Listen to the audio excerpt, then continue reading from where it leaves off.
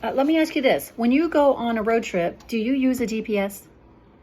Now, if you want to start a trash can cleaning business, but you don't know where to start, I get it, because business is a journey and you need a GPS strategy. That's the strategy I created for you to help you be eager, make an edict, and engage. Be eager. It's not just about enthusiasm. Because I'm super passionate about this business, you need a clear vision and a purpose. These things are going to motivate you to do the things that get you to your destination. Make an edict, set some goals, create a roadmap for where you want to go, and engage.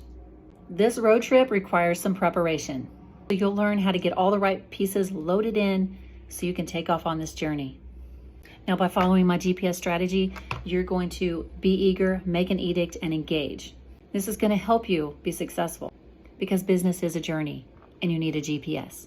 Go to pickedwinasbrain.com. You can get access to a free guide right now. And then if your questions aren't being answered, you can pick my brain. There's a form on there. Fill that out and we'll see how we can help.